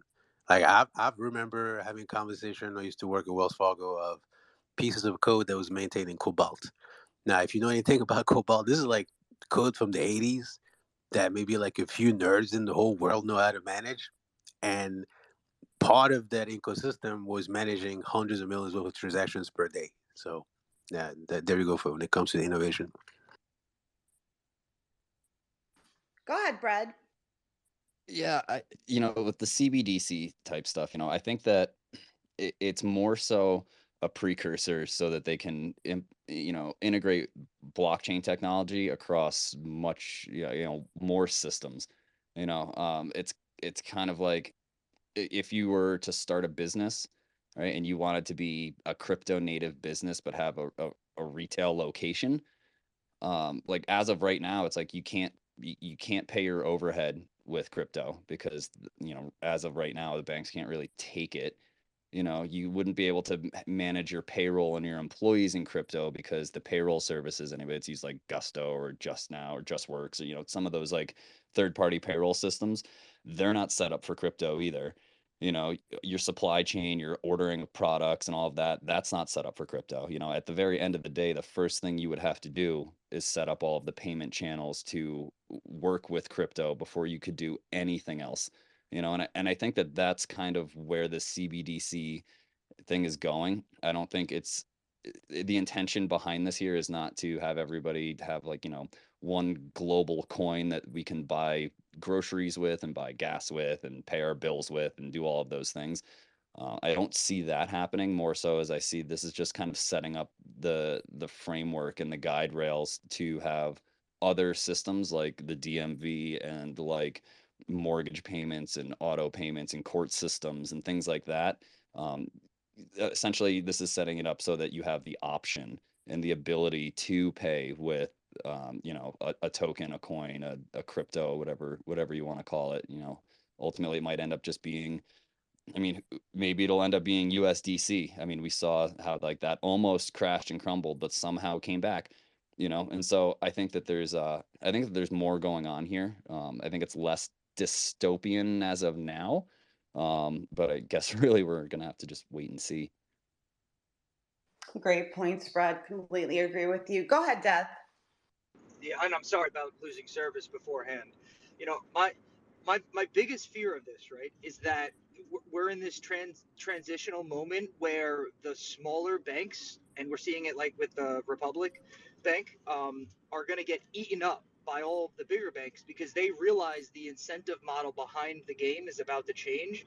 And so if you think of the Fed as this base layer where we don't need the banks anymore, and they act as an application layer, they basically you could think of them as exchanges, right? They're basically just being a middleman. And so this, I think, comes into digital assets. And he's gone. Right when he starts getting to the good stuff, they don't want him to speak the truth. Def, you're on the blacklist, man. Be careful. Yeah, that's funny. But yeah, I mean, all these things, I don't know. I just saw a headline that I don't like. But so two things, just because I do have to go soon.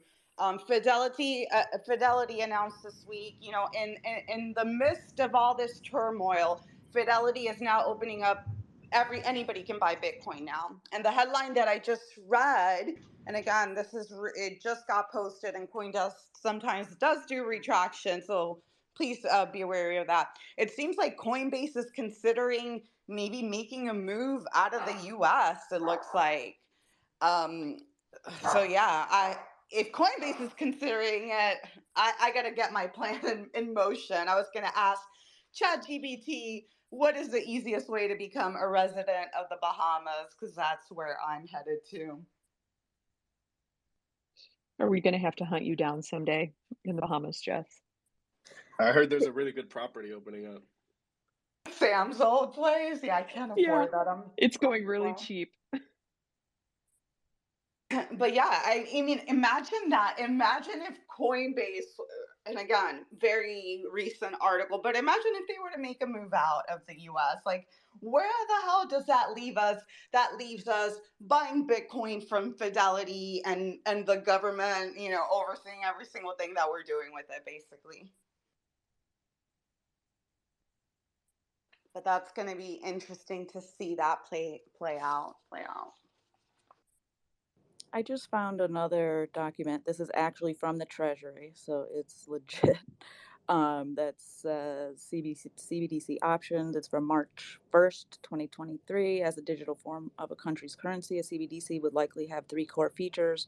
First, it would be legal tender. Second, it would be convertible for 1-to-1 into other forms of central bank money, reserve balances or cash. Third, it would clear and settle nearly instantly. Instant settlements, yeah, that's the marketing pitch that they're putting out there. So we'll see how that plays out and what that does to crypto, because that's one of our marketing pitches. Instant settlements. You don't have to wait 3 days, so we're gonna have to scratch that one off the list. But yeah, guys. Go ahead, Tammy.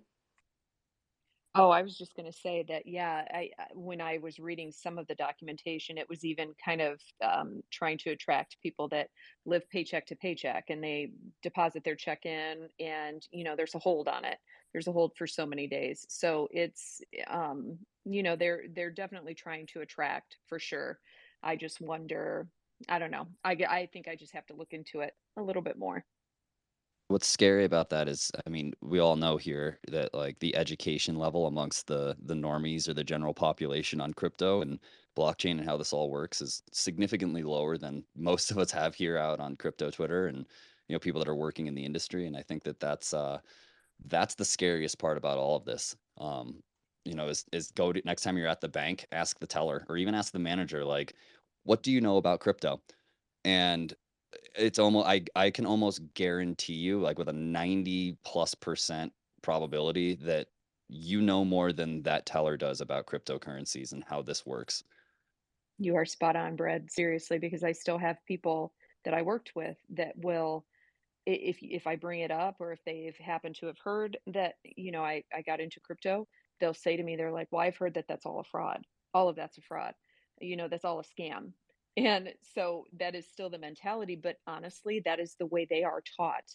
That's what they're told. So I don't know. Yeah, I just crypto's a And scam, then but it's going to banks take the are jobs. not. Like, come on now. Like, bank is I the agree. original legal Ponzi. Don't come after me, U.S. government. But Just really quick, I brought those points up because I think I heard someone, I think it was Johnny, saying that he didn't see it applying to retail. I don't know if that's what he meant, but it's 100% definitely going for retail. Yeah, I made that point, and I Oh, that think was yeah, that was made because I think there's different conversation between like central bankers, right? In the U.S., it seems like yeah, they might be going for retail adoption, but there's been a lot of not a lot, but like those who've actually tried to get that retail adoption, there's been massive failure. Like people just don't care about CBDCs at retail level. But if you are a central banker, I don't know that the benefit that you care about all for retail. I mean, we can look at it from a dystopian point of view of having transparency over everything that everybody does. But if you're just like a regular central banker, like a regular person, the idea of having transparency into what commercial banks are doing. I mean, we just saw the example of SVB, right? Like the ability to actually have more scrutiny and transparency into how to use the phones and whether they have unrealized losses or whether they're doing some shady things.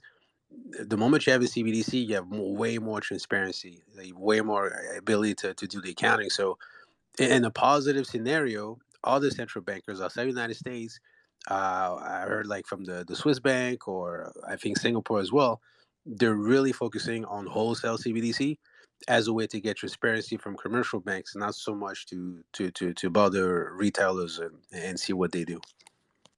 You know what? Something else to that point, Dow. I can see with what you were saying with losses, things like that, just brought this to mind. I'm not sure if you guys are aware of this or if you would even follow it, but I know that I was doing some research a while back about even like the credit card system and when those transactions go through, and it was estimated when I looked it up at the time. This has been a few months back, but in the credit card system in general, okay, when you make those purchases, the no card present purchases, the losses on those, you guys, are astronomical. So it was estimated for year 2023 that they will see $130 billion with a B in losses on no card present transactions. So you look at that alone and think to yourself, because of the financial institutions, MasterCard, Visa, all of it, the losses that they take just on those things, it's crazy. And there has to be a better accounting for it. There has to be better security for it, because $130 billion just lost on credit card transactions. I mean, which they're having that's to a lot. reimburse, right? I mean, in theory, they're reimbursing that much if people Correct. are calling and saying, "Hey, this That's is." right. Because if it's fraudulent, you can call, you can obviously fill out the paperwork, and they investigate the transaction. 9 times out of 10, you're going to get your money back.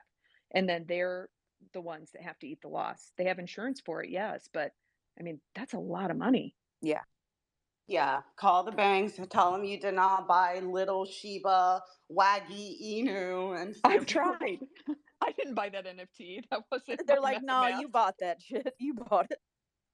Go ahead, Johnny. We're gonna go to Johnny and then we'll wrap it up. Go ahead, Johnny. Well, I was starting to think, I'm like, man, can I use CBDC to buy other shit coins? Can I use it to buy NFTs? Well, then it's no good to me. But then it got me thinking, like, okay, if the Federal Reserve minted an NFT, like, would I get that? Probably I would. So that's probably what's coming next. Fed NFT. Hard Yeah, pass. It's a rug. It's a rug. 100%. tokenized treasury bills. That way we can see them go bankrupt in real time. So true. But yeah, as you guys can hear, my dogs have had enough of this conversation and they are ready to get out and go touch grass. So I do have to wrap it up a little bit earlier because they're not gonna stop. But I do appreciate everybody coming by. And thank you to 10 and the Silo Finance team for stopping by. But I'll throw it over to Dow. One, I hope you get your Twitter account back, and if there's anything that we can do to help, just let us know, and we'll try to tag Twitter support on it. But anything you got coming up this week? Yeah, thanks. I appreciate that. No, I think I'm traveling, and then with the Twitter account issue, I'm probably not going to do farmers market, so I'll wait a couple weeks from now. But yeah, I'm just excited for the airdrop. Excited for the Shanghai fork and the ZK EVM. So I'll be to me, it feels like it's Christmas. So I'm super excited. Love the conversation from Silo earlier. If you didn't pay attention to it, definitely listen. Like, they really dropped a lot of alpha there. So great conversation as always. Thanks, Dow. We appreciate you. Tammy, what about you? Yeah, great conversation. I'm going to go back and listen to because I feel like I didn't catch everything as well. I would just say I one more piece of advice because I know I brought this up before. Please, please, please, when you're in these spaces, don't believe everything. I'm not talking about this space, but any of the ones on banking that you're hearing, please just take some of the things that they're saying with a grain of salt and don't be scared of like smaller banks, community banks, credit unions. Just don't. There's a reason you're being pushed to these bigger ones, and that's not always the best course of action, and it's not always the best place for you. So go to places, like I said earlier, that truly want to help you and truly do give back like a credit union does to the membership. So just my little piece of advice, if you have time, just look up the differences, and it's all out there for you. But I appreciate everybody today coming by, and like I said, this is my favorite way to start my Friday mornings. So thank you for always hosting the space, Jess, and thanks for everybody coming. Yeah, thank you to all the speakers and listeners. We'll be back next Friday. I do have a show on Wednesday night with Origin Protocol. We're going to be talking about NFT marketplaces and creator royalties. And aside from that, going to go walk the dogs, touch some grass for a little bit. But yeah, I think I'm going to spend some time playing around with ChatGPT this weekend and just trying to find, I don't know, I see everybody doing all these cool things, just trying to explore the power of the possibilities. So maybe I'll spend some time that lay out in the sun and do some chat GPT stuff. So that should be fun. But yeah, I'm thank you everybody for jealous. coming. Yeah, and we'll see you guys next week. Yeah, happy St. Patrick's Day, everybody. I forgot Oh about that. yeah, happy St. Patty's. Don't drink too much green beer. You know what happens. Green. Oh God, this is It bringing doesn't me look as back good. flashbacks from when I used to bartend and we had to put that green dye and the beer thing and the beer kegs. Oh my God, that was disgusting. And then you had that leftover green beer for weeks, and you would try to like sell it for on sale for like green beer for $1. Or your kid vomits shamrock shakes on your bed. Yeah, I Oh. didn't want to say that part, but yeah, definitely the green barf. Then there's the blue one from the